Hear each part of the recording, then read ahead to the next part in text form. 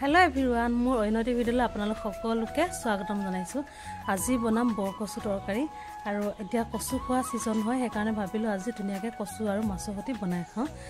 এইটো ঘৰৰে কচু এটা ধুনিয়াকে কাটি আনিছে, এটা কাটি লওঁ ধুনিয়াকে।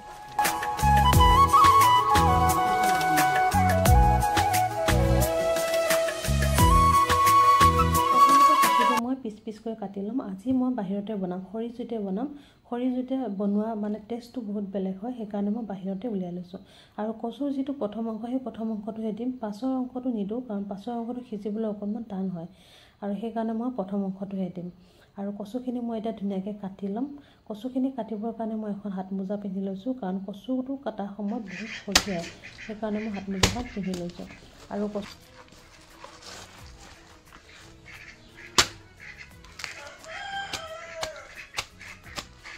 কচুটো ধুনীয়া হ'ব যেন লাগিছে, একদম বগা বগা আঠা ওলাইছে। হয় ঘৰৰ কচুখিনি বহুত ধুনীয়া খাবলৈ। আৰু কচুখিনি কাটি লোৱা হৈ গ'ল, গোটেইখিনি টুকুৰা টুকুৰকৈ কাটি লৈছোঁ। তাৰপাছতে মই কচুখিনি প্ৰথমতে বইল কৰি ল'ম। বইল কৰিবৰ কাৰণে মই অকণমান নিমখ দিছোঁ আৰু ক'লা খাৰ অকণমান দিছোঁ। ক'লা খাৰটো যদি দিয়া হয় তেতিয়াহ'লে কচুটো নখজুৱায় আৰু ধুনীয়াকৈ সিজি যায় একদম। সেই খাৰখিনি দি অকণমান লৰাই দিছোঁ। এতিয়া ঢাকোনখন মাৰি থ'ম মই। কচুখিনি সিজালৈকে ঢাকোনখন মই মাৰি থৈছোঁ। কচুখিনি সিজালৈকে মই পিঁয়াজ, আদা, নহৰু এইখিনি ধুনীয়াকৈ খুন্দি ল'লোঁ। আৰু পিঁয়াজ মই এটা কাটি লৈছোঁ, ডাঙৰ চাইজৰ পিঁয়াজ হয় সেইকাৰণে মই এটা লৈছোঁ। আৰু আদা নহৰুখিনি খুন্দনাতে খুন্দি লৈছোঁ। লগতে লৈছোঁ মই জলকীয়া 4টা, শুকান জলকীয়া। আৰু এতিয়া মই মাছখিনি নিমখ হালধি লগাই ধুনীয়াকৈ ৰাখি থ'ম। এইটো শ'ল মাছ হয়, শ'ল মাছ আৰু কচুৰ লগত কম্বিনেশ্যনটো খুব ধুনীয়া মিলি যায় আৰু খাবলৈ খুব ধুনীয়া লাগে। যিহেতু মাছটো লোকেল হয় সেইকাৰণে খুব ধুনীয়া এটা টেষ্ট আহিছিল মানে। আৰু কচুখিনি মই চাইছোঁ ধুনীয়াকৈ সিজি গৈছে, একদম লিকলিকীয়া হৈ সিজি গৈছে। অকণমান ঘুটনিডালে ভাঙি দিছোঁ কাৰণ অকণমান যদি ভাঙি দিয়া যায় তেতিয়াহ'লে আঞ্জাখন অকণমান গ্ৰেভি টাইপ হৈ আহে, তেতিয়া খাবলৈ খুব ধুনীয়া হয়।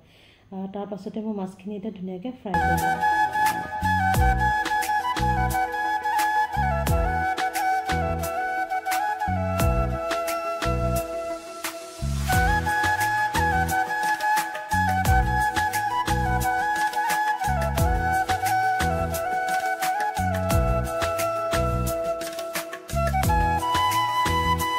মাছখিনি ফ্ৰাই কৰা হৈ গৈছে। মাছখিনি মই বেছি ফ্ৰাই কৰা নাই, একদম হাফ ফ্ৰাই কৰিছোঁ। হাফ ফ্ৰাই কৰিলে মানে আঞ্জাখনৰ ধুনীয়া এটা সোৱাদ আনে, তেতিয়া খাবলৈ খুব ধুনীয়া লাগে। আৰু এতিয়া মই কেইটামান পাঁচফোৰণ দিছোঁ, শুকান জলকীয়া দিছোঁ। তাৰপাছতে পিঁয়াজখিনি দি অকণমান ৰঙা হোৱাকৈ ভাজি ল'ম। আৰু যিখিনি মই আদা নহৰু খুন্দি লৈছিলোঁ সেইখিনিও দি দিছোঁ। এচামুচ হালধি আৰু জিৰা গুড়ি দিছোঁ। এইখিনি ধুনীয়াকৈ একদম যাতে ৰঙা হৈ যায় তেতিয়ালৈকে মই ভাজি ল'ম। আৰু তাৰ পাছতে মই এতিয়া ঢালি দিম বইল কৰা কচুখিনি। আৰু কচুখিনি ঢালাৰ পাছতে 2 মিনিটমান লৰাই থাকিব। ৰেচিপিটো এবাৰ ট্ৰাই কৰি চাব, খাবলৈ খুব ধুনীয়া লাগে।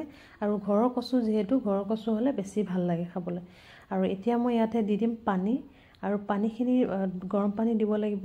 গৰম পানী দিলে বেছি ভাল হয় কাৰণ তেতিয়া সোনকালে মানে তৰকাৰীখিনি উতলি আহে।